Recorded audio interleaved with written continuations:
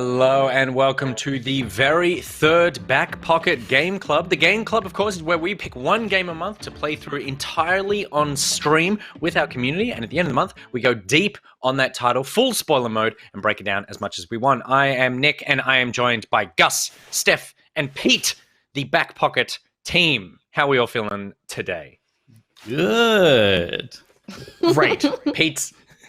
Pete's on tenterhooks because the stream at any point could fall apart, but we are confident.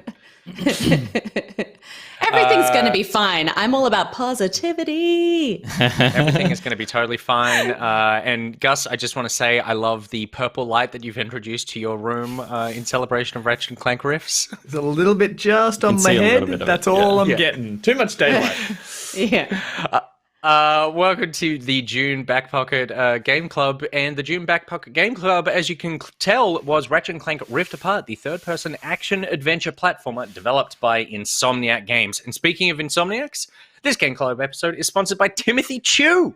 Now, he may not actually be an Insomniac, but Timothy is a self-described designer of worlds and builder of avatars, so he will stay up as long as he needs to in this dimension or any other to build Dodge that, Steph. The world of your dreams. It's good. It's good. This is good design. You know who we need? We need Timothy to come in here and build us a world where Steph doesn't get rolled over by a logo. And we say thank you to Timothy for making our dreams come true and sponsoring this episode. Timothy Chu, build us a world. We choose you. We do choose you.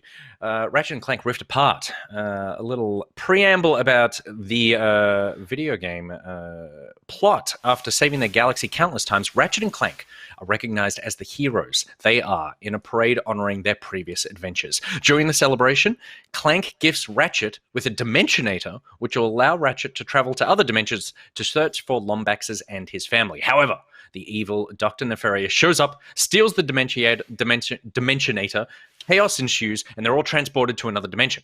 Clank discovers another Lombax called Rivet. Ratchet teams up with another robot buddy called Kit, and the four of them must rebuild the Dimensionator, defeat two Nefariouses, and get back home. Gus was lead on Nefarii. Is that yeah. Gus was lead on the game this month, which he streamed in its entirety on our Twitch channel, which I believe he did while also being incredibly drunk. Let's see if he could manage to find the dimension where there existed no technical difficulties. Croatian text. Not in-game. Is this in-game? Oh my god! Look at video games! I see the graphics, and then I go, sorry to ruin the moment, I'm just going to invert because I'm a madman. Are they going to be like sexy square robots who are just like... I'm not saying I find squares sexy. I'm not saying they're not sexy either. Let's go to the club. No, come on, Gus. This is definitely going to come in handy. What? That is trippy as balls.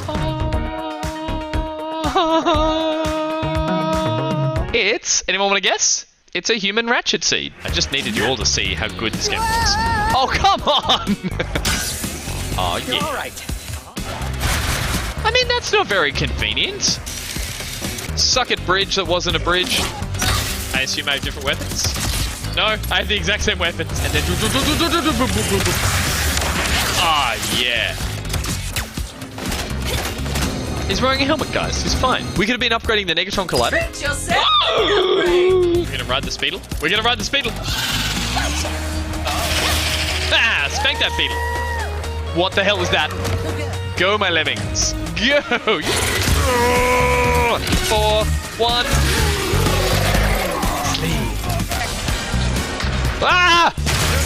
Sneeze break. Oh dear. That's a bit presumptuous. Get on my back. Put on boots. What? Jesus. Die. I died? Oh my god, she's a killbot. Oh my god, I'm a killbot.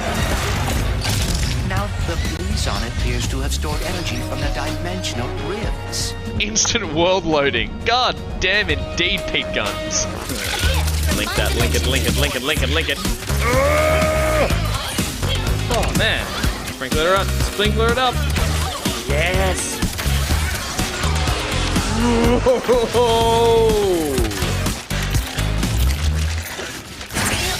It's juice. Oh, he's juice? Ah! Oh, yeah.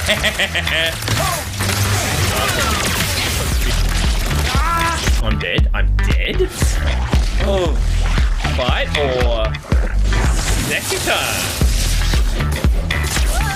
What? Oh shit! Whoa! Oh shit! Oh, this is sick! Kind of hoping they'd swap. Now who will be swashbuckling with us today? Pirate theme park. Pirate theme park. Ooh, now that's got some Predator vibes to it.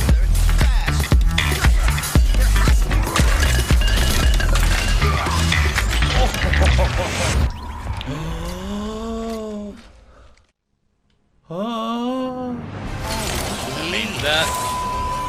Someone just swear? Jesus Christ. Ta-da! The sprinkle works. Fuck yeah. Got him. It's so cliched. Bubbles. What do you know about winning? You two really are a couple of hot shots. Look who's talking. This dialogue is terrible, but I love it. This is the part where you lose. Okay. Well, let's... Fuck!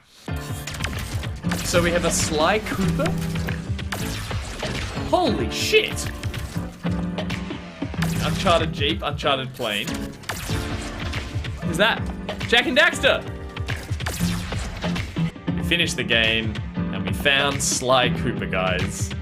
Mission accomplished, hey? We did it!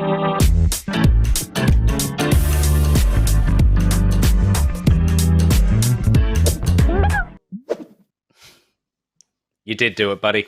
Looks like you had fun. So much face. So much face. So much face. I don't remember any of that game. I was drunk the whole way through. Honestly, every time I tuned into that stream, you were either pouring yourself a glass of wine or you were underneath the desk. And I feel like I looked at like 4 different streams and that was happening every single time. Yeah, I ran to a couple of bugs, which we'll talk about later. But yeah, overall, it was fun. It was fun. Well, let's go around the group and get a quick temperature check then on the game. Starting with you, Gus. How did you feel about Ratchet and Clank, just broadly speaking? Loved it. Absolutely loved it. I've mentioned many a times that I've never played a game in the Ratchet and Clank series. I haven't played many other mascot games outside of the Nintendo wheelhouse. So your Jak and Daxters, a lot of the PlayStation ones I missed out on back in the day when they first came out. So I've never had much of an affection for them. In fact, quite the opposite. I've always thought they looked really generic and not that interesting. But I forgot that the Ratchet and Clank game series, I should say, is tongue-in-cheek, a little more clever, just a bit more for, looks like a kid's game, but actually is played by all ages. And just getting to experience that all for the first time with this level of polish and with this level of design and love poured into it was, I think, the best way I probably could have ever played one of these games. And I mentioned on my streams, I don't have any intention to go back and play any of the older ones because I feel like this is the pinnacle of the series and the next game will improve upon that. So overall, it was a delight. I hadn't played a mascot-style third-person action game in years either. So as a genre, I was really happy to go back into a fun little platformer. And again, with this much heart and this much polish, just constantly a delight to come back to. So I was pleasantly surprised, but I had high expectations. So yeah, I had a great time with it. Really, really good time, actually. I loved it the more I kept playing it. Steph?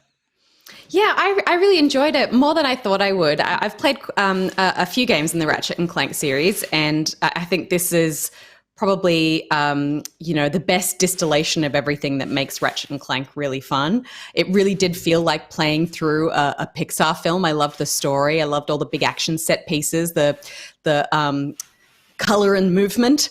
I think it is kind of pitched at a younger audience. So I was trying to keep that in mind and not kind of lay into it too much for being for the combat being maybe too simplistic and stuff like that, because I think it is a game that needs to be accessible for younger people, and I love that it exists for that.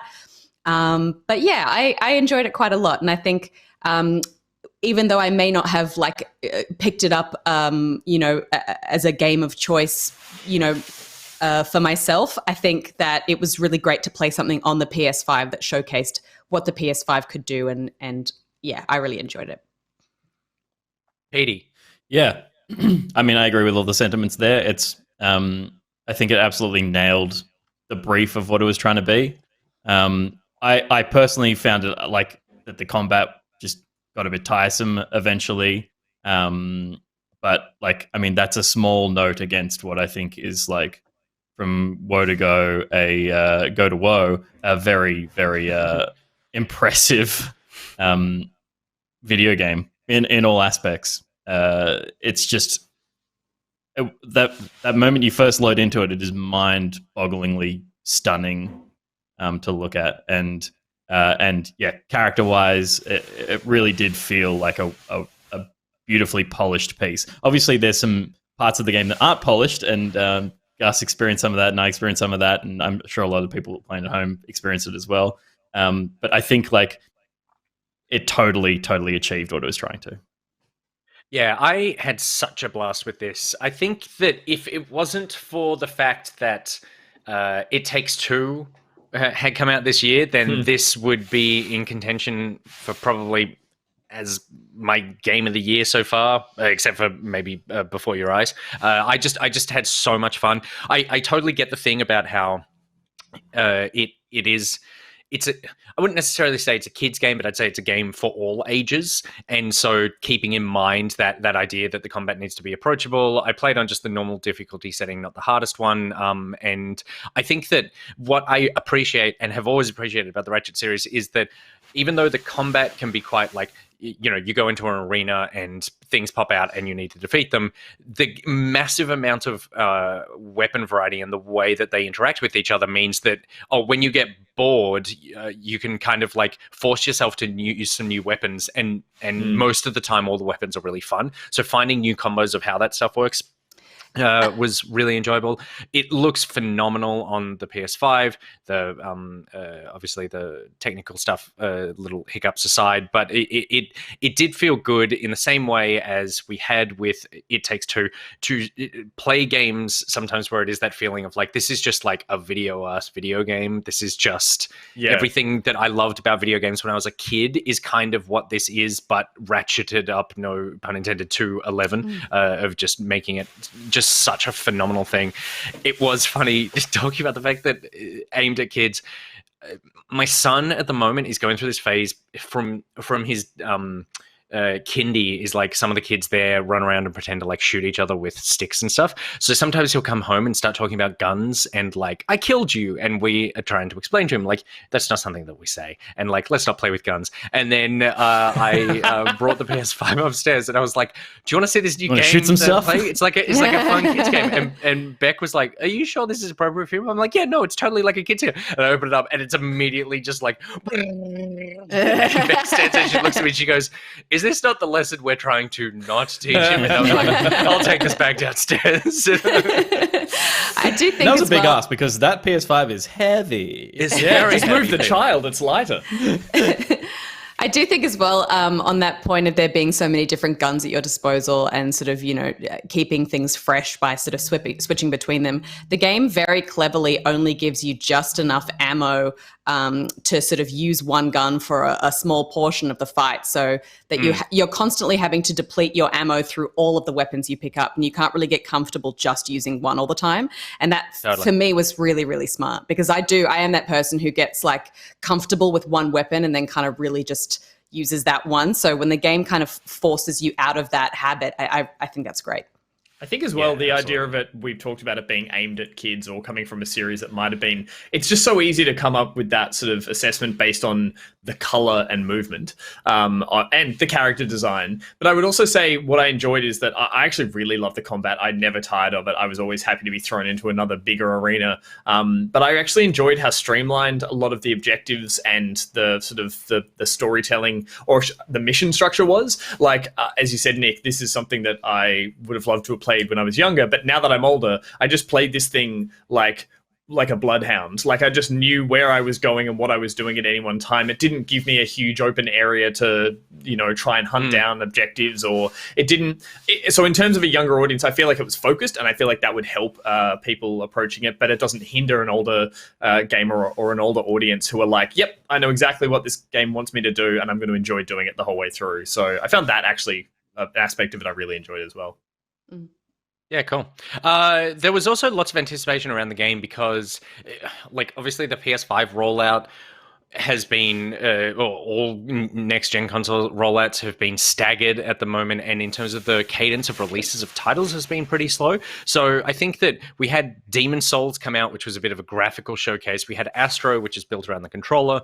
Miles Morales, which came out at the launch as well, was basically like a port of a PS4 game, but it also featured some of that insanely fast loading of quickly, basically eliminating any fast travel and that sort of thing. But Ratchet, it felt like Sony were pitching Ratchet as the culmination of it all, of PS5 is truly coming into its own with this game that is 100% built around everything that this console can do. Pete, do you think that Rift Apart has set the bar for what we expect from a next-gen game now? And were you as impressed by it as Sony and Insomniac Games clearly want you to be? Yeah, I was. I think it's interesting that we're in an era where the consoles are super powerful. And we're getting games like this. There's still that thing, and I think we're going to see this more and more this generation of having these toggleable options. I mean, I think all of us played on performance mode with ray tracing, as opposed to the super good-looking version of it at 30 frames a second, because there's that trade-off still, and it's a thing that PC gamers have been playing with for years, and it's just toggling little settings. Let's tweak until you get it to it runs well enough but looks good enough. And it's nice to have those. It really is nice to have those options on console. I think it's a good thing. But seeing a beautiful game running at 30 frames a second, I couldn't do it.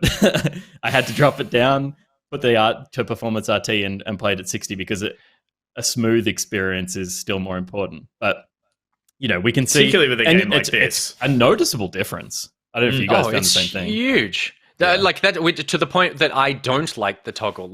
I get why it's there, but I'm like, this is a next gen console. Why is the first thing I can do is immediately compromise what I'm getting with this? I have to trade off in one way, and because the difference was so noticeable, I was sitting there. The agony of choice, it took me 10 minutes.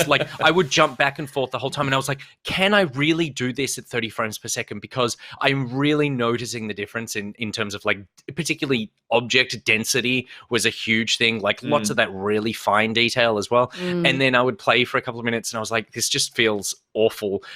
But not awful in and of itself, but awful because I've just played this game at 60 frames per second. And I think that trade-off is just, and so I ended up just, But I'm with you, Nick, that I wish they didn't give it to me. Find the compromise yourself. Yeah. I want to be playing this game on this console at the edge of the precipice of what it can do. And yeah, for me, that felt like taking a step back, going to the 60 FPS on the RT mode, because I was like, but I'm with you. It's like, I have this hardware. I want you to optimize this game and maybe make that the only way to play it. Because if I'm not leaning off the front of the precipice of how much this console can push games, I feel like I'm somehow undervaluing what I'm using. And so, yeah, it's a frustrating feeling. Totally. I think ultimately it's a good thing, but it is it's annoying to have to make that decision to compromise in some way right at the top. And Performance RT was definitely the way I preferred to play it. Yes, I mean, in terms of what it does as a video game, it's getting every megahertz out of that processor and GPU. It's using it all. So Very impressive. I will say that the promise of this game to me was that you would be moving through different worlds that were loading instantly, SSD doing its thing, and I feel like that was maybe a bit of a mislead. There's a bit of that at the start, but it's all on rails, so it's much easier to manipulate that. There's no gun that lets you travel between different worlds at a whim. So it's a little more controlled. And I'm sure they dreamed of having a gun that could let you rift between worlds, but it came back to a simpler idea. It really was a short-term teleport gun, wasn't it? That kind of moved you a few meters ahead of you. Or I hate to bring everything back to Destiny, but it's like there's that great thing that happens when you're in the Taken era where you kind of go through portals and you're fighting a kind of simultaneous fight in one dimension and another. And it's really cool to be kind of pulled in and out of those realms at the same time. And yeah, I was totally expecting something similar where you'd be mid-combat and kind of rifting into other dimensions, and that wasn't They literally really the did reality. it once, I think. In that first parade section, there's a section where you were fighting a big robot, and then you fall through a rift and land on a dinosaur planet. It's to show it off, and then he follows you through. You fight him for a little bit there, and then you both find your way back, and that's opening the rifts and sending all the dinosaurs around that. But I'm with you. I expected that to be a sort of a combat mechanic, that there'd be fights you could have where you could be like, maybe I can fight this character or this creature in this area to get a perk or something like that. And it was just a set piece, and they only did it once as well, outside of maybe some of the big bosses at the end. Ultimately, the Rift tether didn't feel like anything more than, like, I think I said this on the main show, a Dishonored's blink mechanic. It's like you're in and out of a different space within a 3D. It was like a really, really fast grapple. I mean, it did the rift stuff where I don't know how much of the objective stuff, but that you guys, with like the side stuff that you guys went and did. I did all of it. Like I found everything. I completed every side quest and collectible and stuff. There were lots of those sort of like portals where you go and you get a new piece of gear, and that's like you literally just like walk from one world and you go through a I think it's called a viewport, and you basically are just like step into another different universe that's clearly loaded like off to the side. A little speedle journey or whatever. Yeah. Or a platform and so that puzzle, stuff is like it is loading that alongside the main level, and it's just keeping it there the whole time. That's impressive.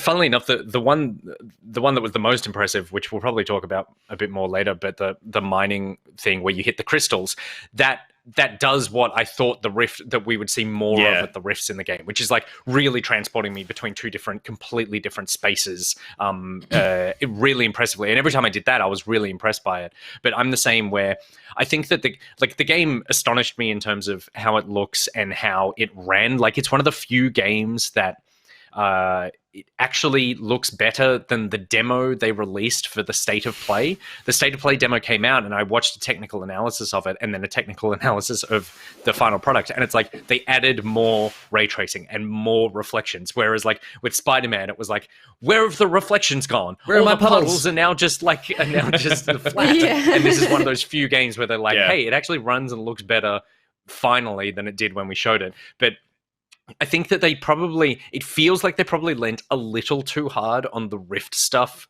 in terms of setting expectations, for what people thought this game would be, because with the exception of some more built around set pieces, I was a little disappointed that wasn't the game I was getting. Once I came to terms with that, then I just ended up enjoying the game. Totally. And I feel like we'll talk a little bit later on about the story itself and the narrative of the game, but even using it to bounce between dimensions, being the two dimensions that the characters were from, I couldn't really tell you which planet was in which dimension and at which stage I was in which one of them, because also you are traveling between a variety of, I think, sort of almost 5 or 6 planets. And so I could never quite tell which dimension we were in, and I would have semi-forgotten that I was like, is Xerxes meant to be in Rivet's universe? Or when you got to that snow area, you could rift into Crystal time period shift as well. So again, I found it it fractured the story, and not in a good way. It got me just to stop caring about which dimension was which. So I feel like it wasn't utilized as a gameplay mechanic, and it also wasn't very clear in the overall story for me.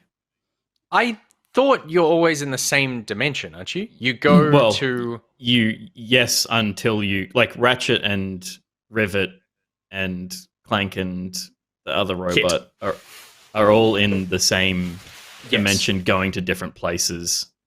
Yeah. I believe that was my take on it. And when you dimension warp at the mining station and stuff, then you're going into a different dimension, because our Nefarious has gone into the same dimension as their Nefarious, and so have our Ratchet and Clank. So we're all playing in that dimension, I think. So we're all in rivets. Yeah. We're all in rivets dimension. Yes. Yeah. Okay. I will say that I feel like I enjoyed playing as Rivet, and I loved that I got to play as a different character. But typically when you get to swap between two characters, you get to play with a really different sort of moveset and weapon loadout. And I was kind of disappointed that like all of the weapons that I was buying and upgrading as Ratchet would immediately get kind of transported over to Rivet, and that it wasn't really any different playing as her, except that she would do the kind of Speedle stuff, I guess. You did that as Ratchet though. Yeah. Oh, yeah, you did in the end. Yeah. Yeah, and I thought the same thing with the hover boots. I was like, oh, but Ratchet has the hover boots. And then once I was playing with Rivet, I accidentally just pressed it, and she rocketed off. I was like, get out of town. Yeah, it's like she instantly had them. Yeah, so it just didn't really feel like they utilized the joy of being able to switch between two different characters and play and have a really different play style. Like, obviously, they are dimensional sort of versions of each other, but you want them. It would have been cool to see her play really different. So I was a bit bummed about that. The planets and the missions are assigned to different characters, so they could easily have done some different things with the level design and stuff based on, Rivet can climb verticals where Ratchet is faster on horizontals or something like that. So it's like there was totally opportunity there to do something interesting. They chose to keep it consistent, which I think was nice from a gameplay perspective, to be able to just be like, I'm just burning through this thing, which I think talks to your point as well, Gus, of like it all just feels like an easy, fun ride. You just kind of cruise through because it always feels the same to play, which I thought was nice. But yeah, you're right. And again, it's following It Takes Two, where those characters did very different things, and that was really interesting and part of what made that. Yeah, I think that was graphically and everything. It's truly next gen, I think, in terms of how it's presented. I was surprised, and not in a bad way, but it really is. It was a pretty standard action platformer.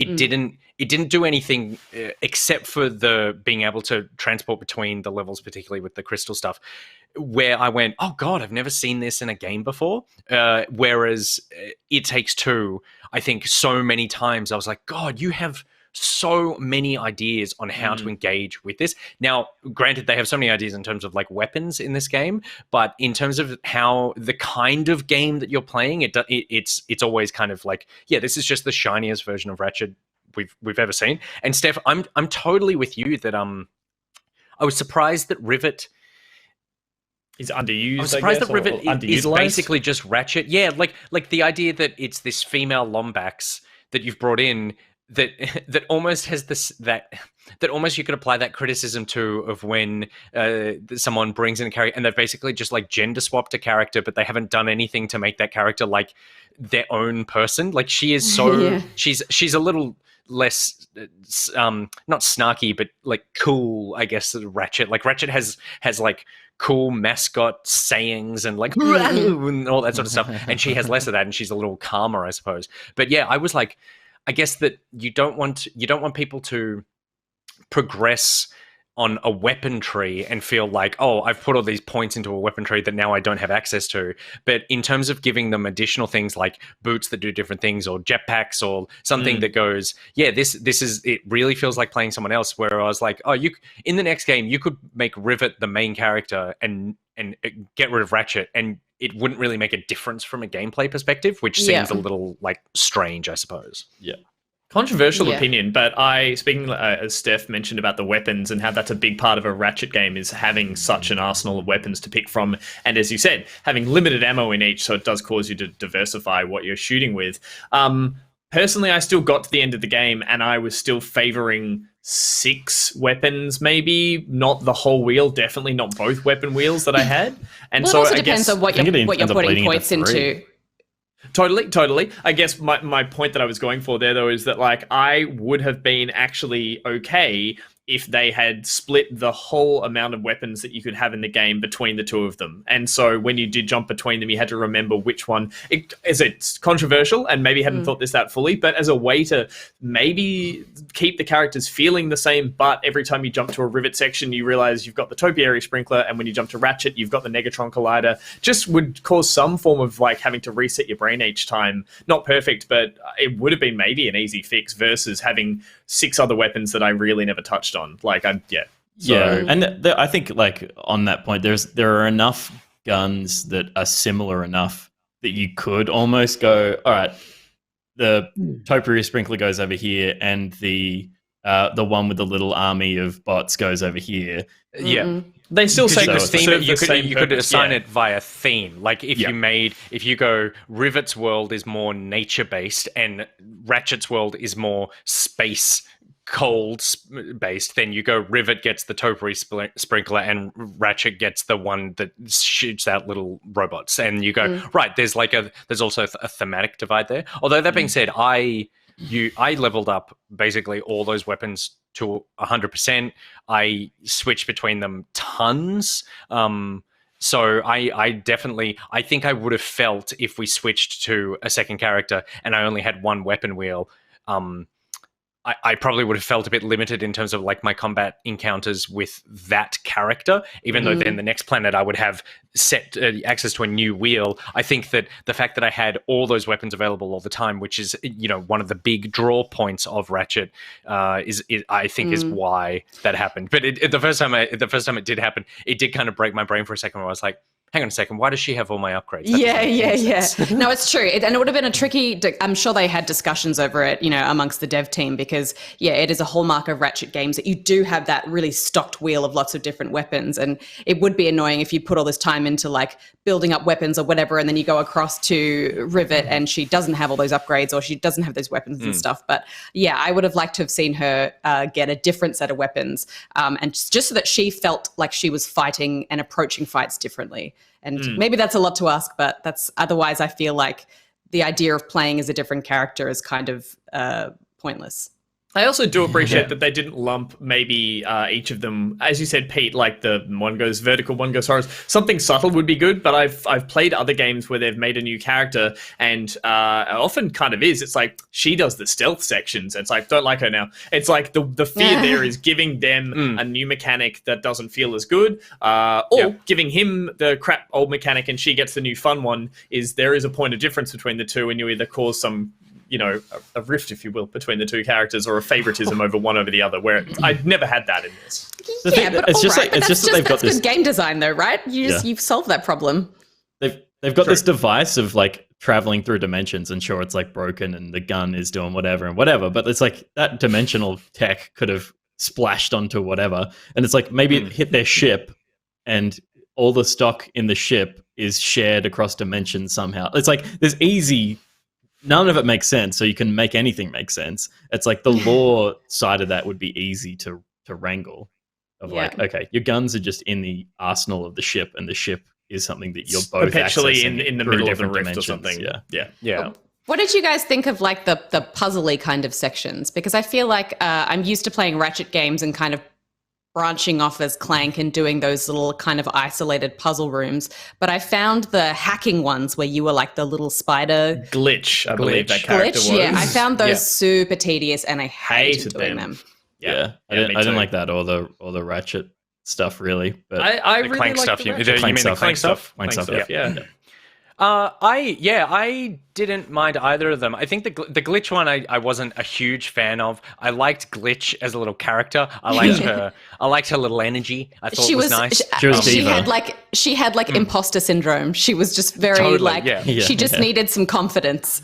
And I liked that. I liked the fact that she had the sort of like you can crawl up and down and there's no real up in her space. And I was like, oh, that's something that potentially I would have liked to see in the main game. It's like a taste of a little new mechanic there.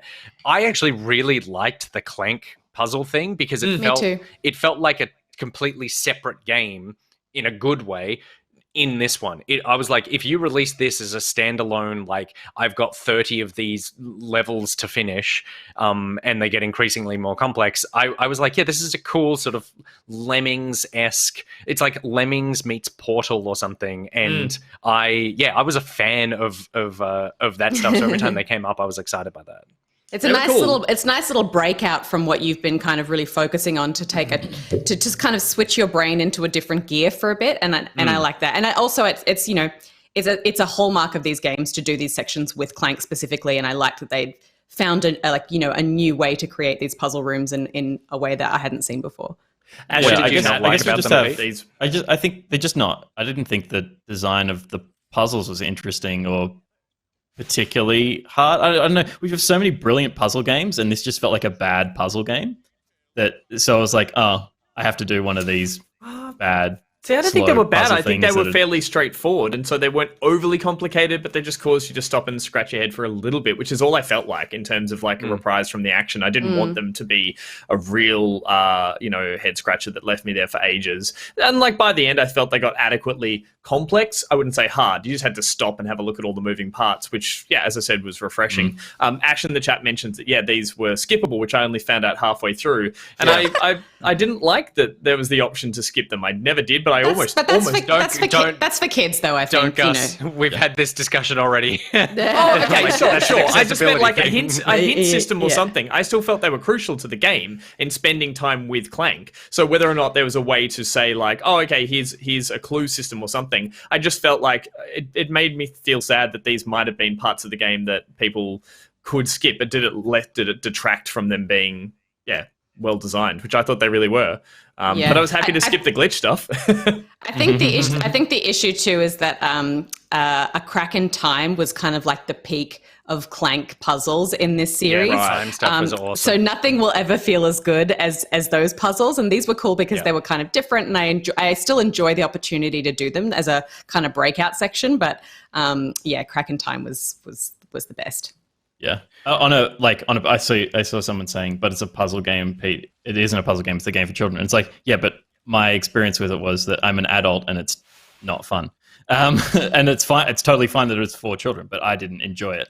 And another personal gripe I have with this is that these hacker sections, it's the only part of the game you can't turn off the adaptive trigger stuff. So it was like I'd jump into one of these and suddenly the triggers would go and push out. And I was like, oh, okay. I loved it. They vibrated so crazily when you shot that I held it next to the microphone and the chat was just like, Gus, we hate this, stop. I was like, give it a look. It's fantastic. You're like, but Daddy's drunk, so quiet.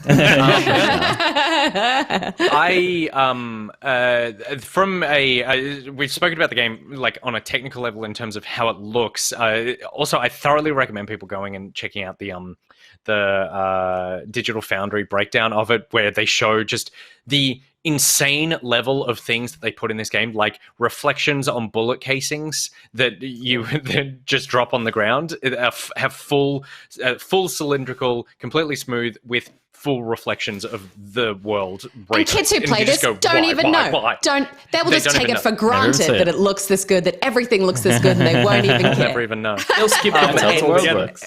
And I do feel like the moment-to-moment gameplay was great and super smooth. Like switching between everything was awesome. It felt the perfect amount of jumping, running. Like everything just felt like the right amount of video game fun compared to like a physics system that made sense to me, that I felt always in control of my movements. I never felt like the jump was too floaty. The guns always had weight to them.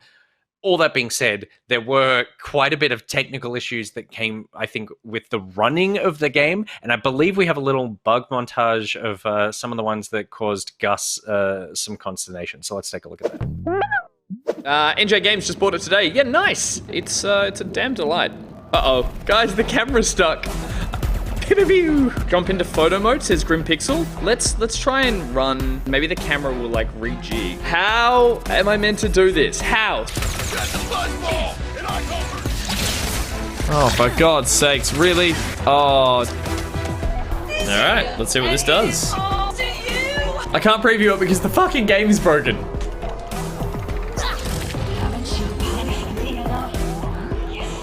the fuck did we do that? Oh, okay. Who was that? Do you know what she was talking about?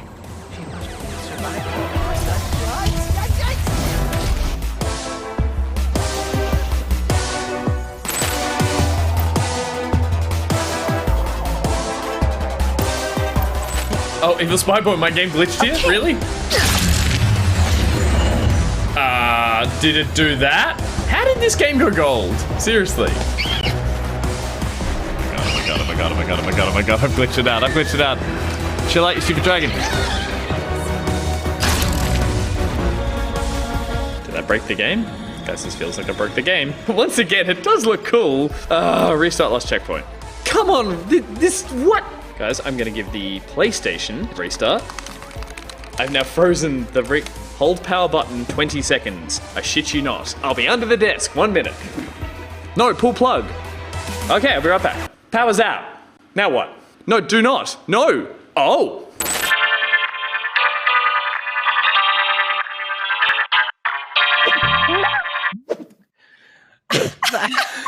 No pull plug.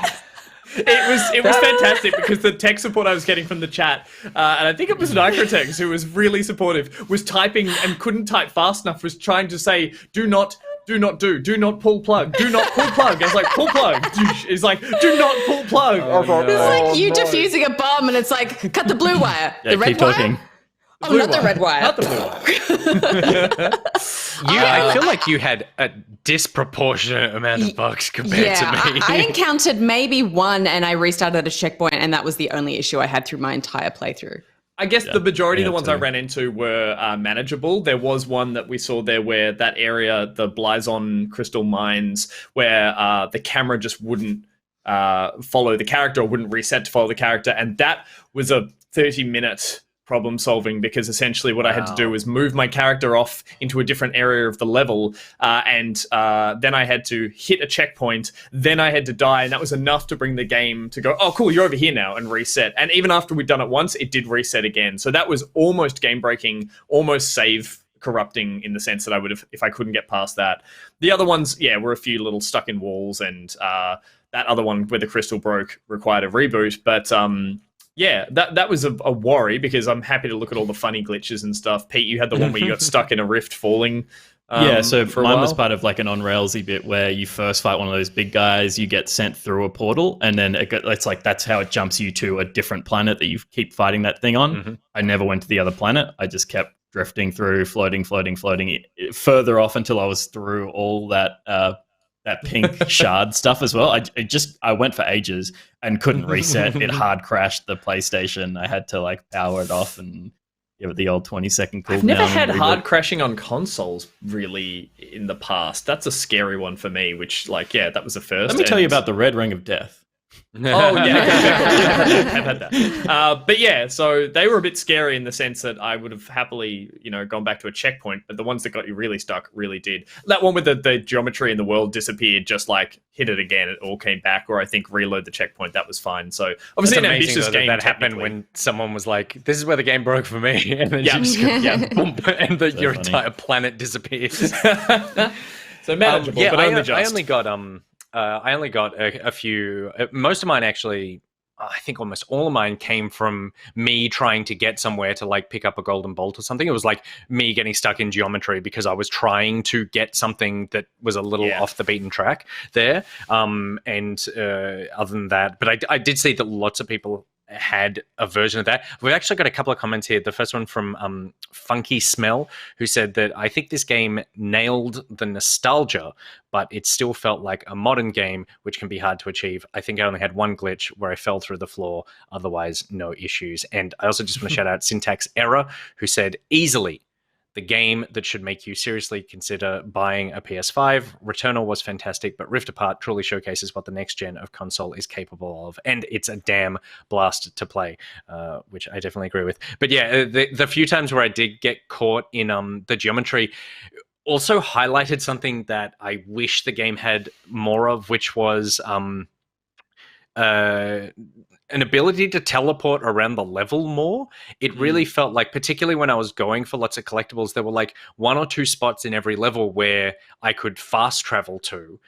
And other than that, if there was something in a level that was like halfway in, I needed to go through that entire level on foot and get there. And likewise, when I got stuck in some places, I was like, if I die, I'm going to go back to the beginning as opposed to just back to this spot. And that was like, oh, this is really frustrating that I can't just hop around this level a little more easily. It's weird because it feels like it's the kind of game where you could turn around and backtrack to where you wanted to start. But yeah, there were a lot of sections. That mine, for instance, if you went through that mine was door, the worst. You realized, oh, I have to go all the way down to the platform to get on the elevator, to get on a teleporter, I should say, to get me back to my ship. A lot of those actual one-way corridors that once you go through that first door, you are now stuck to either finish the level. And there weren't even ways to, I had assumed up until past halfway through the game that if I hit pause, I could say, or I could go to map and say, return to ship. Like, I'm halfway through this mission. I just want to fly out of here, go back to Miss Zircon's or whatever, and come back here. And I was like, no, this game is actually super linear in that sense. And when I put the game down one stream, I thought, I really want to do some side missions in between the stream. And I couldn't. I was stuck in the level, so I had to wait until I came back. A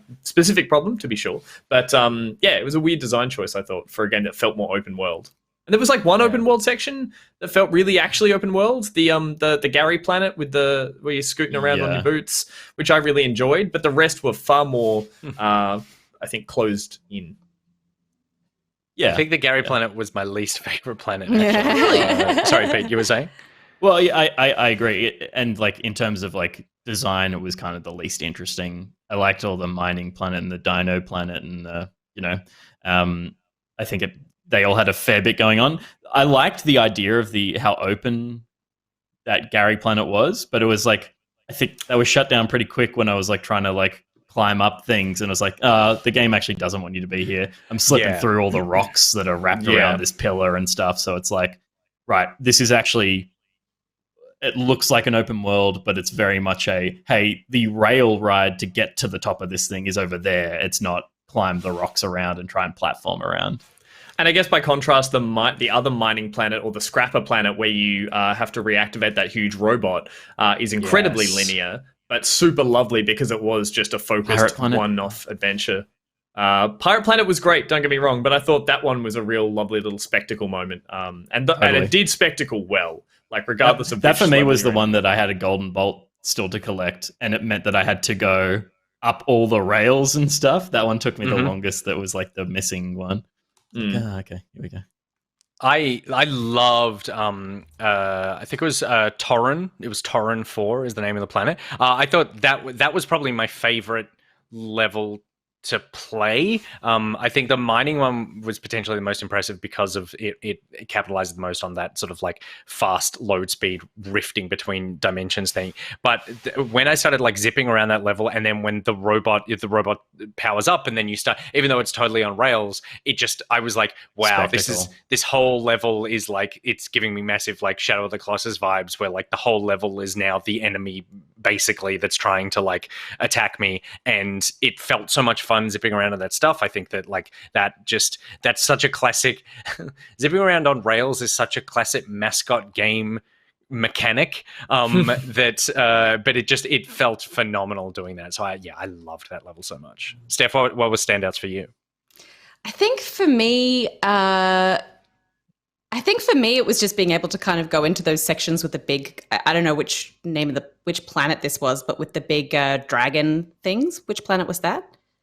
Sargosa, the rivets sort of like home planet one, the one with the swamps and stuff. Yeah, the swamps and the speedily stuff like that. I guess it wasn't necessarily visually my favorite, but I felt like I was kind of doing stuff that was a bit different there, and I kind of enjoyed the opportunity to play in an area that felt a little bit more organic and different with different creatures and stuff like that. So that was probably my favorite area. Yeah, and I think for me, like that's the planet where the interesting combat stuff came from. Because like part of the reason why I found the combat pretty boring was that like it was most of the enemies in terms of like low tier, medium tier, high tier were just reskinned across all the planets. It's like there's always the toad thing or the small thing that attacks in the exact same way. Or the T-Rex thing that then there's like a bone version of it or something like that. Yeah. I think at least that had the big guys that were fun to fight, but in the same with all the robots. It's like there's the small robots that attack in the same way. They just spin at you instead of bite at you. Yeah. But it's like the animations, like the attack is the exact same, but the animation's different. And it's like, yeah, it's all the same stuff. Yeah. And I also really liked, we mentioned the pirate planet. I loved the theme of that. I think that like getting into that, like Gus, and seeing in the stream your delight when the pirate trials is like such a great. I had weird like BioShock Infinite flashbacks during that whole you know? Yeah, I can see that. I was thinking just, I don't know, I had my expectations set that they're like, you'll be doing the pirate trials. And I was like, are they going to make it be like, you need to go and kill 10 of these, or you need to go and race over to this? I thought they were just going to be like dressed up mechanics of a game. And when we got there and it was like, there was someone working at the desk who's like, welcome to the pirate trials. I was like, hey, it's like, Pirates of the Caribbean. Yeah, I was like, funny. yeah, good. It was good. That was a good I thought it was going to be a series of really, really tough boss fights. And so I was kind of like, not looking and it's forward totally to what it. There is that boss fight where they're like, prepare to meet the terrifying creature. It's dead, by the way. And you get in there and it's just a skeleton. That was great. And that's such like great Ratchet humor as well. I think my least favorite levels were actually ones that were your guys' favorites. There was the Gary level, the Gus that you mentioned, the sort of like most open world of all the levels. And then I didn't like Sargasso either. And I was thinking about like why I didn't click with either of those planets. And I think it's when the game went off rails, when it went off that really linear path, I feel like it didn't. It was like trying to do it in concept, but wasn't executing it in how it actually put the level together. Because both of those levels, even though you can kind of go wherever you want, whenever you want, there were lots of places where you couldn't go. So like Sargasso had all that swamp stuff where it's like you have to hop on the beetle and get there. And if you miss a jump off the beetle onto like a little island, then you just get reset back to where you were. And so it's like, well, for all intents and purposes, most of this level doesn't exist, and it's actually just a big open skybox. It's not like find the best way to get to the top. It's like there's only one way, and you have to do it right. Totally, yeah. And the same with the open world sort of Gary Desert level was like it's huge, but it's kind of like everything in between the things that you're doing is just this empty space that's giving you a chance to really use your hover boots and get through. I think that. Yeah, that's kind of where I went like, oh, it actually feels like this isn't an open space. This is just a bigger space that is punishing me when I screw up a little bit. It felt funny to come back here as well at the end and do the side quest, which was to explore a larger area and ride around on the dragon, because that was where you could suddenly see the level structure. You could see like, well, this is the path you went on the first time you came here for that mission, and that one, which again is not a massive sin for a video game design, but it stopped it being an open world and it started being like, these are the branching paths for the level you were on, and now we're just going to scatter some pickups and stuff like that as well around it. So that made it feel half and half, I think, not quite open world still. Also, Trudy was a butt to fly. She really sucked. She was tricky. And that mission, even though it got really that optional one at the end to fly around and pick up everything was really frustrating for me, because I was like, wait, what? All these other side missions have been really straightforward, and this one was go and pick up 65 of these mushroom things. Totally. I was like, what? And then I had to be told by the chat that they're like, oh, don't worry, when you get Trudy, you get her halfway through, and then she gets a fireball, and that fireball can literally hit the crystals or whatever the food are from like halfway across the map, and it just ramps up and is over really quickly at the end, which I was happy for. But I was like, what a weird mission to have right at the end, at least. It was just like, yeah, it's strange. It's an intimidating number to see that you need to go collect. Because some of those optional missions were like, go here and literally be like, come here and kill 3 things. You did it. Well done. My optional planet mission over. I was like, that was lovely and short. I really enjoyed that. This felt a bit more full on. So moving on to well, actually, I was going to go to story, but let's just go to the weapons first, since we are still talking about gameplay, which is of course the main draw of the Ratchet series is the weaponry. I think there were lots of bangers in Rift Apart. Like I said, I had fun with most of the guns in the game, but let's go through and pick our faves. Pete, let's start with you. What was your go-to weapon or weapon combo? Yeah, mine was the Negatron Collider, and just to set it up is the little explainer of what it is and how it works from the game itself. Legends tell of a weapon that contains energy so powerful, a beam of it will obliterate enemies with the mere press of a button. and it is called a Negatron Collider! Obliterate your enemies in a row, or sweep your collider through the crowd. The energy to blast away evil is in your hands. Oh man, Love that it. voice. Great. So yeah, this is the one that you can you kind of charge up and then shoot a big laser beam, and it was the one that I was like, all right, this thing looks and sounds awesome, and I put like most of my points into it early. I hit level 5 first, and I'd upgraded all the. Yeah, it was the first one that got the full upgrade. And it just shredded bosses, man. Shredded them. It did. It was a great one for that. The Xerxes, Miss Xerxes voiceover at the beginning, I was just like, I can't do this. So that's and by the end, I was so excited.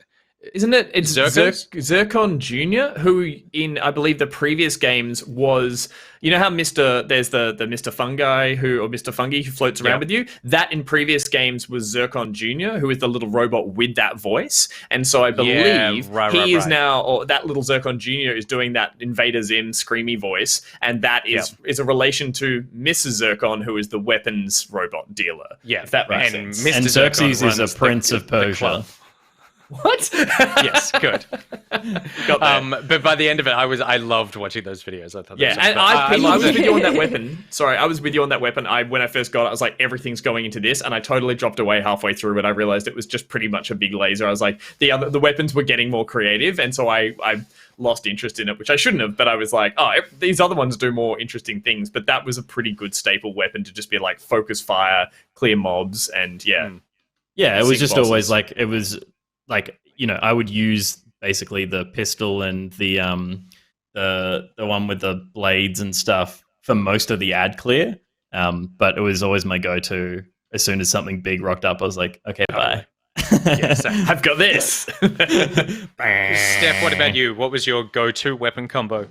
I really liked the Doom Glove and Mr. Fungi as a combo. And the reason for that is like, while I was really enjoying the kind of like, you know, I guess easier approach to combat in terms of like you not having to kind of think too hard about it and it being a very sort of accessible game for all ages. I did find it started to get a little bit exhausting after a while, just like spamming as many weapons as I could at just waves and waves of enemies and there were times when it just never seemed to end where I was like, oh God, I've just been shooting so many of these dudes for so long. Like, when can I move on? So I found that using the Doom Glove and the Mr. Fungi as a combo, the Doom Glove is kind of like sets out a little wave of tiny little robots that fight for you, and Mr. Fungi is like creates little fungus mushroom dudes that are airborne. So I could kind of in tandem take on ground and air enemies. Yeah, and so I found that when I put heaps and heaps of points into those things, when I had a massive kind of field of enemies to take on, I would just go bam, bam, bam, bam, bam, bam with those two guns, and then they would pretty much clean up the entire room for me, leaving me to just kind of pop off a few on the sides, and I actually was quite pleased with myself. Here's the Glove of Doom in action. Say hello to your little friends in the Glove of Doom! Tiny but vicious, hungry and focused. They will follow you wherever you go. Pull the fire trigger halfway to aim, and fully to deploy your lovably fierce army of Incubiters.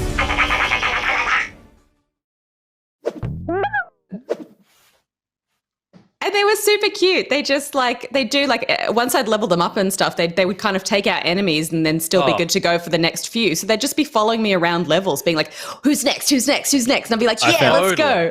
I found that was like the weapon of choice in all of the arena stuff, and like out of that bar.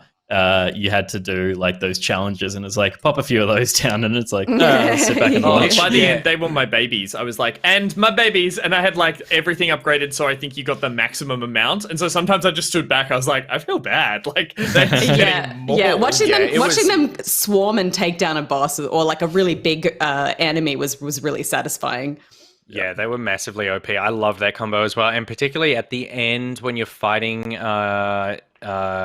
Emperor Nefarious, and there's that part where, like, I think it's after you've blown apart his like massive robot suit thing, and then it's just him floating around you, and you're in this really small arena. But that's when he brings in like all of the other dimensions of things. I dropped those down, and at one point I kind of stood there. I was like, I don't have anything to fight because everything is being taken up with the Fungies or the Doomglove guys. And I was just kind of like waiting for Emperor Nefarious to turn back up so I could focus on him. And they just crowd controlled everything. Yeah. Very cool. Which is a lot of fun.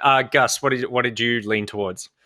Similar kind of strategy in terms of crowd control, and definitely paid off later when you started getting swarmed by lots of enemies. But my go-to was the Topiary Sprinkler, which was a little deployable that could manage crowds, and I thought it was a delight.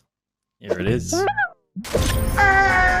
Who doesn't love a day in the sun? Rooting your enemies into the ground with the Topiary Sprinkler! Spawn a turret, then warps your foes into defenseless, trimmable hedges!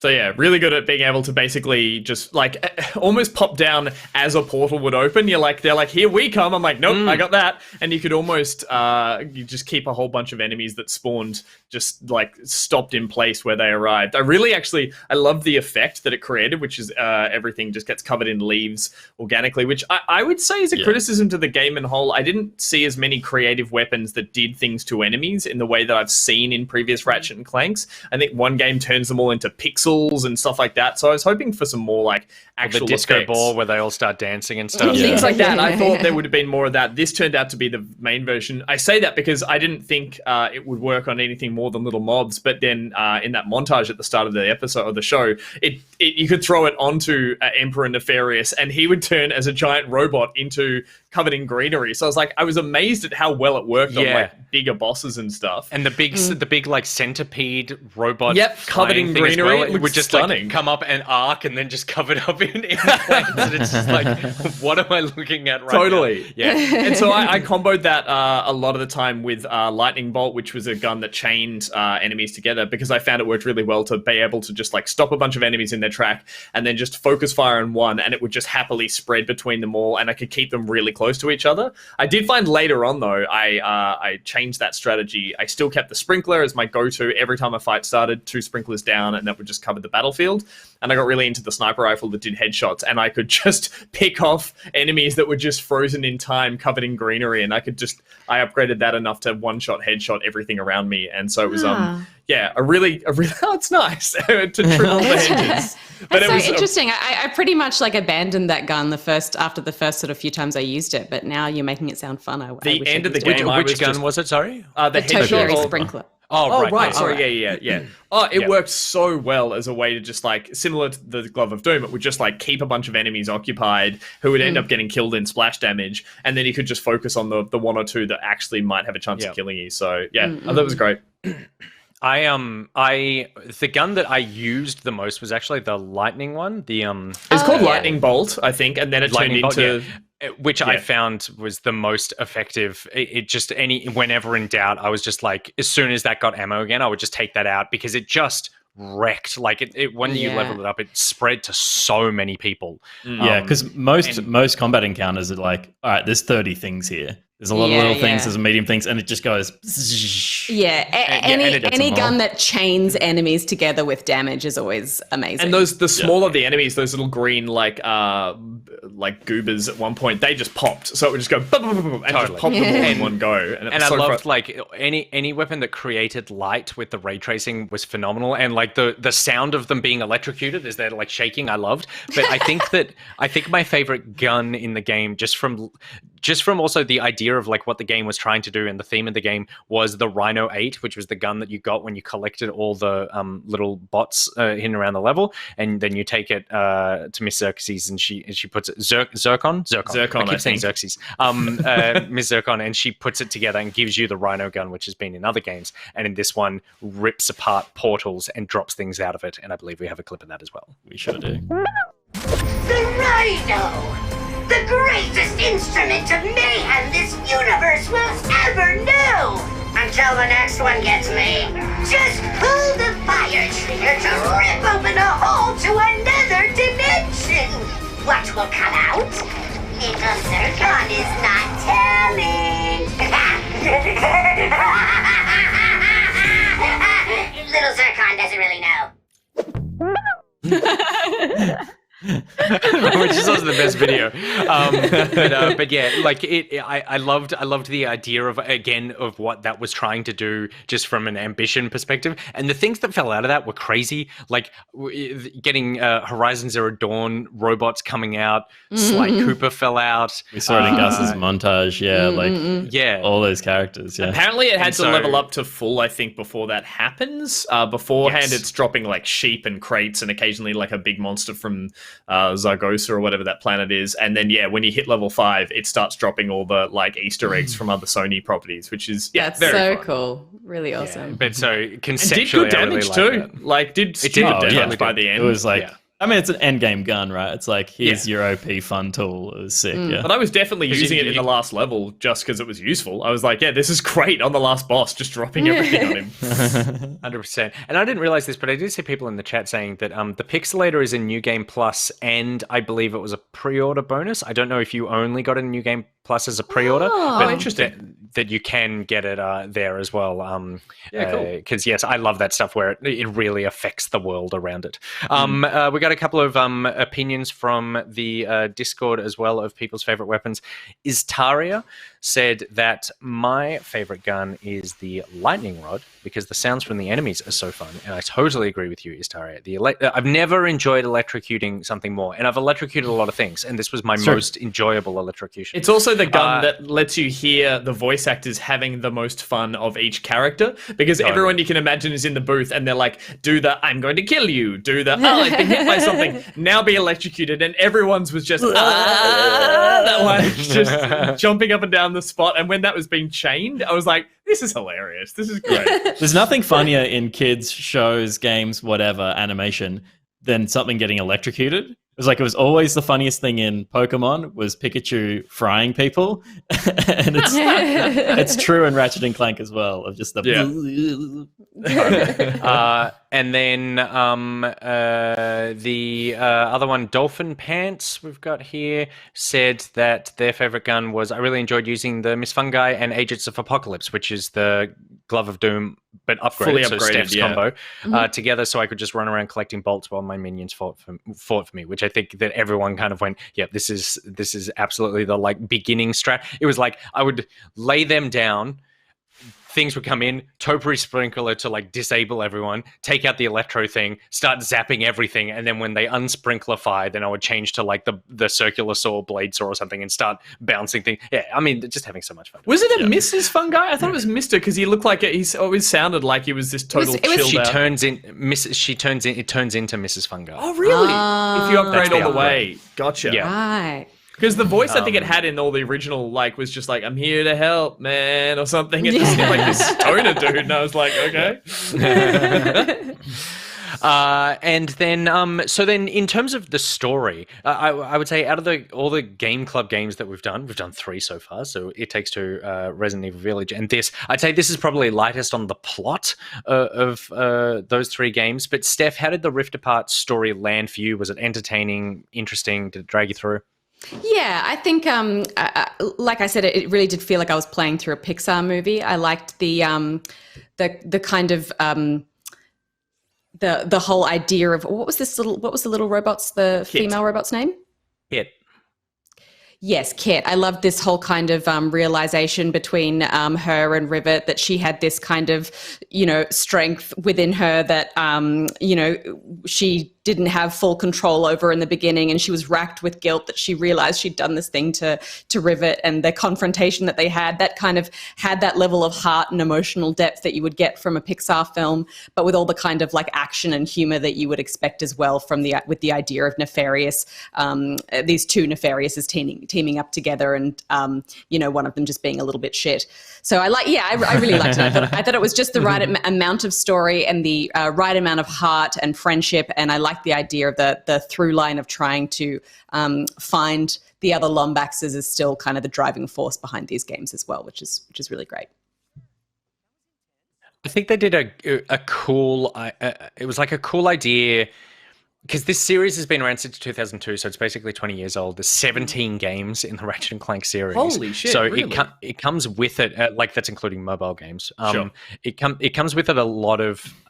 Not a lot of story baggage, but certainly like a lot of backstory, I suppose.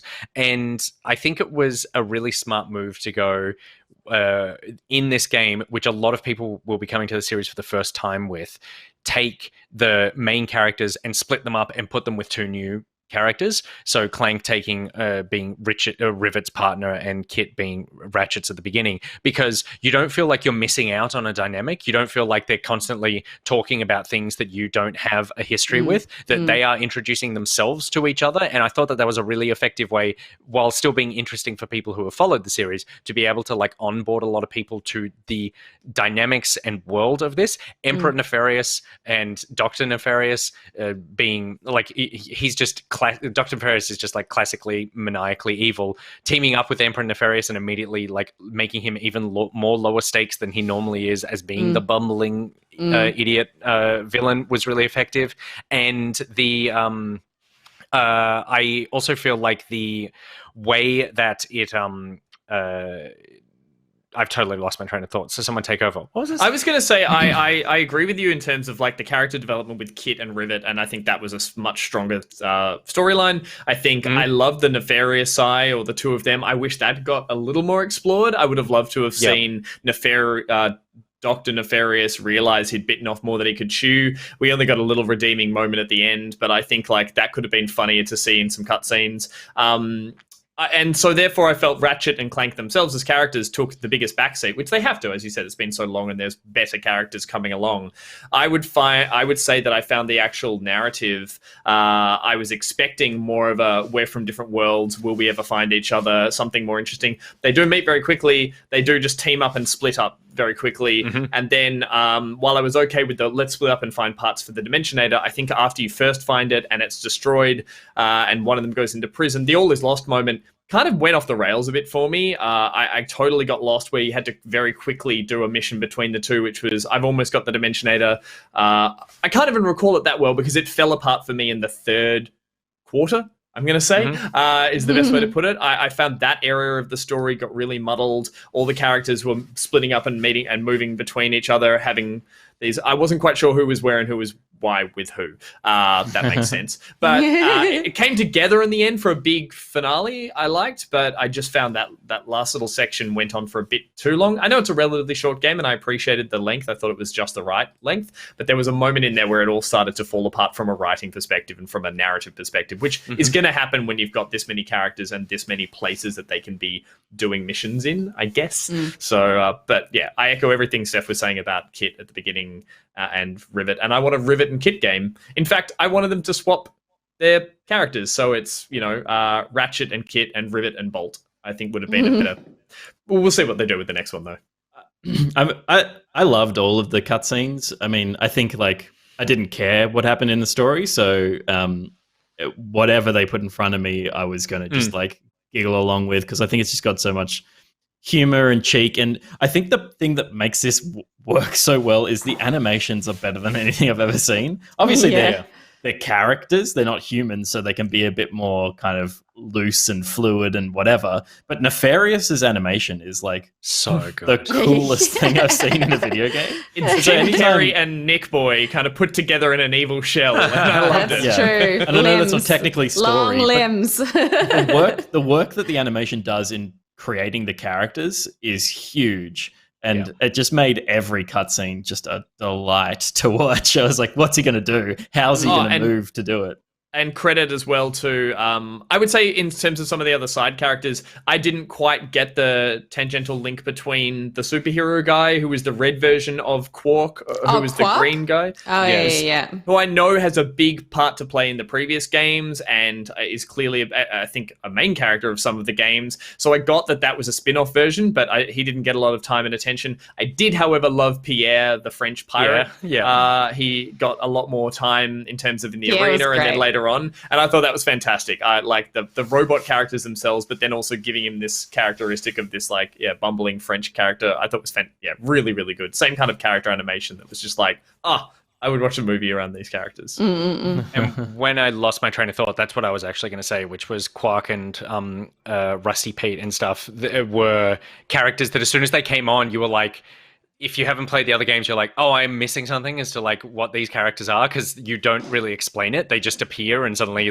and you're like, oh, there's definitely dynamics here that I'm not sure of, but you never really feel that way with the main characters in the plot because, like I said, they introduced the new ones as the ciphers, and that was really effective. Yeah. I agree totally, Pete, with the idea of like Nefarious, particularly his animations. He like the joy he had when he enters the world and realizes he's emperor and he won, and he's like dancing around the room and there's the statues of him there, and he's just like lounging on the chair and stuff. Like he's just like he's the campest version of what he could possibly be, and it's just a total delight. And I do want to point out, I saw in the Discord Lucas Horatio called out what I agree is the best joke in the whole game, and it's I think I can't remember if it's him or his little sister, but the emperor despises lemonade. Nothing should be sweet and sour. I was just like, that's the fucking funniest thing. Oh my god. There were probably a few less adult style jokes than I've now seen in my research of previous Ratchet and Clank games that were like so tongue in cheek that they were like, that's not even clever, that's just downright rude. So I feel like this is maybe definitely they feel like they can't get away with that stuff anymore. And nor should they, because I think that the game benefits from just the right level of humor and appeal for all ages that it went for and that it achieved. Yeah, cool.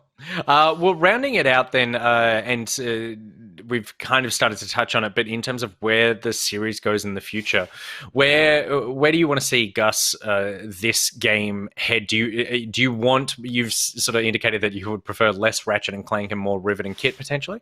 I think so, only that I haven't had as much experience with Ratchet, so if anything I should be less burnt out on him, but I just did feel this sort of hangover of a generic mascot that is left with all those features that comes from going through the earlier generations of console adventure games and things like that, whereas at least Rivet has all the hindsight of everything that's come before her, and I feel like is a much better character, and just in terms of where they could go with her, I think that makes more sense as well to be able to take a game that's had a character duo for so long and go like, where do we take them next? It's like you leave them behind in their dimension and you head off in another realm with these new characters. You can keep the gameplay and the weapons and everything that we've come to know and love, but you can at least have an excuse to lead off into a different area. But I'd be surprised if they didn't come up with a new reason for these two to meet up, being Ratchet and Rivet, and go on the quest to find Lombaxes or something again.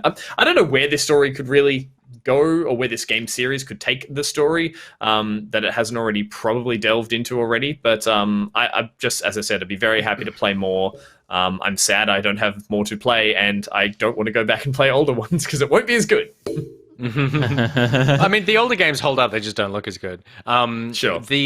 I will say, I think that, and like they're never going to abandon Ratchet and Clank, but I think that going forward, it's now Ratchet and Clank and Rivet and maybe Kit. The Lombax story, like that's always been the through line with this series, is like Ratchet was the last Lombax and what happened and where is his family and that sort of thing. Given that we now, like at the end of this game, the sort of like status is that he's there, he's got another Lombax, and they've got a working Dimensionator. So I actually think that what we might see is a genuine sequel, as opposed to the rest of the games where it's kind of like, we've just done a new version. It's almost literally like Rifter Part 2, where they go and actually solve this problem, because they set that up as being like, you can find, that's the plot, is like, I made this Dimensionator so you can go find your family, and he finds one other Lombax that's actually just almost him. So the story does not actually evolve at all. We're now at step one. We're basically at the beginning of this game again, working Dimensionator, and now a Lombax buddy. And you're right, it go would do be that. I don't think it'd be difficult for this series to now take the Dimensionator and not have it breaking down and ripping the world apart. You lose all of that, but you keep it as a functioning part of this story series that lets these characters travel around and use it in the way it was intended to be used. I totally think that'd be justified. Yeah, I would be pretty disappointed if the next game did not see these characters going to the Lombax dimension or planet and it just being packed full of Lombaxes, and it's them kind of learning about their own people and the history of their kind and stuff like that. Because I feel like it has been a thing that you're right, has been a through line for so long, and I don't know how much longer I can enjoy it being kind of dragged out as this like one day we'll find our people thing. I think now that we've got Ratchet and Rivet together, I would be disappointed if the next game doesn't see them going back there. And I really want to see that story explored. And then there's all kinds of new drama that could come as a result of going back to that home. And I'm sure they're not a race of perfect people, and there'll be like nefarious characters in there as well. Maybe. So yeah, I would love. That's where I would love to see the story go. Could even be more focused, as you said. Yeah, that this adventure has been all over the place, and that's worked well for it in terms of locations and dimensions and characters. But to focus that game and series up, whether it's on the Lombax home planet or somewhere where there can be interesting branches, but it can be a little more of a like, let's reset everything and take these characters on a standalone adventure somewhere. I'd be up for that. I think as well, it's the kind of thing that you could. Sorry, Pete, you go. No, yeah, I agree with all of that. I think I've had incidental exposure to Ratchet and Clank, but I've never played through any other Ratchet and Clank. And I think even playing this, like, I didn't really care about the story, but I do think that it has like the little threads are there for them to easily pull off a sequel to this by the end of this console cycle. I mean, who knows what the console cycles are going to do over the next 5 years, 10 years, whatever. But I think it's like to launch with a game like this is a really exciting thing, because it means that like there's the possibility of seeing that sequel at the end of the cycle, which often happens with these kinds of games. So I think I would love to see a direct sequel to this, because I want more Rivet and Kit, and this is a good, like, once the dimensions close, there's a world where they don't interact with each other again. You know, there's a nice goodbye at the end of part 2, and then in part 3 they meet up again because something happens and they have to save the world. Totally. and it's also like, I think that the launching, oftentimes you see console launch games where, particularly in this style, where they can feel a bit compromised, or they can feel a bit safe. I guess it probably is a better word than compromised, where you go, oh yeah, everyone's just like testing out what they can do on this, and this is like one of the sure bet games that will be a bit of a visual showcase, but might be less interesting to play. And I think that this game does not do that. I think that this is a phenomenal game in and of itself. But you're right that at the end of this console cycle, they will have learned so much more about how to use this console, and it could also probably realize the initial public pitch of this game, at least, of being genuinely jumping between universes and dimensions and worlds at whim, and really figuring out like how to use that as a gameplay mechanic, as opposed to a almost like it was less a gameplay mechanic and more just a portal to get to a different area to do something and then come back. So I think that I would be really keen to see a genuine follow-up. I would also say, not from a story perspective, but from a gameplay perspective, I'm usually totally against this could have and should probably have a multiplayer. Like, the weapons in this would make a really fun arcadey shooter. In the same way that like Plants vs. Zombies had its shooter, and it was interesting because of how weird and dynamic all the weapons were. Yeah, right. I think this plays so well, and like they can clearly create 3D worlds big enough to be shooter maps. So I think it could be really fun. I'd love to see it, but then if you switch to that weapon wheel, your character freezes, but everyone else keeps moving around you, and you're like going through your weapons. So you have these little jump states. It's a free idea, Insomniac. You can have that one. Yeah, I feel like it's good as well for I guess younger gamers to have those interim shooters that are not super violent and a bit more cartoony, and give them the thing that they're craving, which is to kind of aim a reticule at a target and fire something at it, which is kind of like... I just cut to people getting electrocuted and exploded. But Well, you know what I mean. It's like totally. Whether or not you think of the act of killing someone with a gun and a bullet as I don't feel like that's the thing that people enjoy about shooters. It's just the act of kind of hitting a target and being super accurate. And I feel like kids are always going to seek out those experiences, and it's good to be able to give them something that's more cartoony and fun that they could play before they sort of start diving into Call of Duty and stuff. Yeah, that's a really good point. I saw chat pointing out that it would make a great co-op game as well. The second, if they do a second one with Rivet, that like you both play, which it could be really cool there. And then also there were some people in chat, and where was it? I think it was like Evil Spy Boy said we might get some Ratchet and Clank like they did on PS4, where the PS4 game was actually like the first game kind of like remade and redone. It would be cool to take some of the older Ratchet games that, you know, like a PlayStation 2 one, Pirates Booty, Quest for what's it called? A Quest for Booty, Pirates Booty. That sounds Quest for Booty, yeah, which is phenomenal, like totally pirate themed. Make a new one of that now that Ratchet and Clank is kind of assets, like in the public consciousness again with this. Yeah. Funnily enough, before we finish up, my son was downtown with my partner about a week and a half ago, and a bus went by with a Ratchet and Clank poster on it, and Banjo pointed at it and goes, "Look, it's Dad as work," and I was like, "Yeah, that's right." You tell other people that, it makes it sound as though I made the game. Standing there, we're just talking about it. You're standing there in front of other parents, and you're like, "I'm a game developer." Yeah, totally.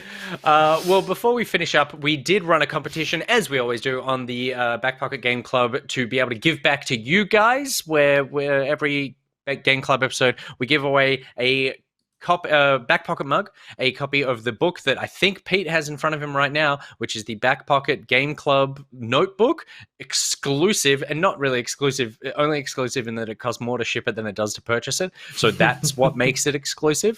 And also a copy of the next game that we're going to be playing next month in our Back Pocket Game Club. And in order to win this month, the competition was, if you could design a Ratchet and Clank weapon, what would it do and what would it be called? And we got a ton of entries.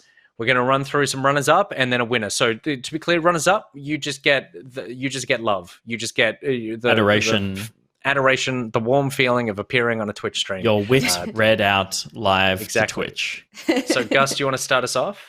Sure thing. The first runner-up was B_Max1000, BMax1000, whose weapon was called the Lynx-O-Rant. Lynx, Lynx-O-Rant. And this, the gun is a tube-like shape that is black and green with green swirls, much like the Lynx Africa can. Ugh.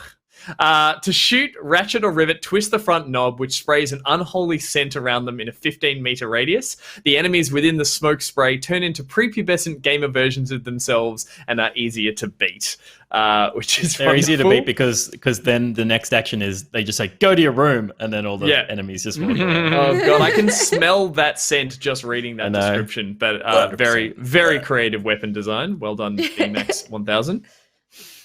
Steph? I have one from Funky Smell, and it's called the Get Otter Here. Deploys cute baby otters to distract the enemies so that you can continue with the mission without any violence. Gorgeous. Good. Are they distracted in the sense that the enemies turn their weapons on the cute baby otters? Or I assume they want to play with them? They're arrested by the cuteness and they just, fall to pieces and everyone just hangs out peacefully as a result. The cat and boots. They all pull out their phones and start filming them for their YouTube channels. Very good. Lesser of two weevils. Thank you. Suggested a weapon called Oprah's Giveaway. It's a glove-based weapon, kind of like the Glove of Doom. It's activated by raising both arms in the air, jumping up and down, and yelling, "Bees!" A swarm of hundreds of little butt bees fly out of the glove, stinging everything and everyone in sight. And also, I'll add, there's probably something under your chair. Yeah, that is not where I saw that one going. I thought Oprah's Giveaway would see everyone winning a prize or like a car jumping on people. But then it went to bees. That's what the meme is based on. There's the meme is her opening boxes of bees and everyone gets and then the audience screaming as bees attack them all. Yep. It's dual layered. It's very clever. It's from so well meme. done to BMax 1000, Funky Smell, and Lesser of Two Weevils for your runner-up entries. The winner, I'm going to, shockingly, I'm going to have to censor myself for the winner one because it is so crude that I feel like I can't even say the last word on the internet. But just the worst word that you could imagine saying, or one of the worst words you could imagine saying. Just imagine I say that at the end. The winner is Jez Murdoch, who says, "I would design the bow gun that shoots ice cold tinnies while calling both the person who is getting shot and the person shooting the bow gun a." Thank you very much, Peter Burns. I believe that's a see you next Tuesday. But I was delighted by Bowgun. I think that is genius. I like that it also yells or it calls out the enemy and the person shooting it, because that is the true confusion of an aggressive bowgun. Is that if it says something rude to you, it actually wants to be your friend. If it says something nice to you, it's probably going to attack you. So it's like totally quite hard to get a read on. And a close relative to something similar that was in the Borderlands pre-sequel called the Boganella. Which was one of the most exciting weapons to shoot ever. That's so true. It was so much fun. Stick a melon up, yeah. I just like the idea of ice cold tinnies is a great thing to see peppered across a space universe. Is just like VB cans or something. So yeah, very good. Well done, Jez. So well done, Jez Murdoch. You have won yourself a Game Club notebook, a back pocket mug, and a copy of the next game that we're going to be doing for the Game Club, or a game to the value of that game, because we are about to announce the next game that we're going to be looking at for the Game Club, and there is a chance that lots of people already own this, either because they owned it in the first place or because of a service that will provide it to them. So we don't want you to be shortchanged because of that. So if you do already have it, then we'll buy you a video game that's worth like the normal price of a full price game. So that is it for our spoilerific discussion of Ratchet and Clank for this month's Game Club, and with that we can announce the June game for the Back Pocket Game Club. And I think we're all agreed on this, right? Because we didn't double check before we went to air. We've been umming and ahhing about this for a while. Our usual level of pre-organization. Mario Golf RPG single player is going to be amazing. We were looking, because it's a bit of a slim pickings for the next month, but there was one game that sort of stood out. It's out now. Lots of you may have already played it. Some of you may have already finished it, but we think there will be enough there. And that game is going to be Sea of Thieves: A Pirate's Life. So that is going to be the next Game Club game. The reasoning behind that, obviously a really big release for this month coming out with the standalone expansion, but also, except for Steph, the other three of us have not really engaged with Sea of Thieves in a really meaningful way for a very long time. And so when we finish A Pirate's Life, which is 5 main sort of tall tales, if we feel like there's more that we want to explore, we can also come at it from the approach of like someone who is revisiting this game basically new again. There is a ton of story content in Sea of Thieves now that was not there before, so it'll be an interesting chance to be able to go back a bit, see some of that. And also we want to be able to put together a stream or two where even though Pete will be taking the lead on Sea of Thieves: A Pirate's Life, potentially we can be doing some group streams where we sort of put the pirate band together and get through some content as a crew and be able to stream that out as well. But Peter, you excited for A Pirate's Life? Yeah, I mean, I absolutely adored Sea of Thieves, and I played quite a lot of it when it first came out. I didn't play as much as Steph, and Steph had a crew that were on every night for hours and hours and hours. I didn't get to Pirate Legend. Basically a water criminal in real life, like at that level. But I did play a fair bit, and I'm looking forward to jumping back into it because it's one of the most beautiful games out. Still to this day, the art style is just phenomenal. So I'm looking forward to getting the waves again and having a bit of story, because I haven't played any of the game since I played through the first couple of updates, but not since there's been a story kind of edition. Yeah. So there's been so many updates to the game that have really transformed gameplay. And really kind of made it more likely that you will encounter sort of PvP, bouts of PvP stuff. Although the Tall Tale stuff is mostly instance, so that you don't have to worry about that while you're focusing on the Pirate's Life stuff.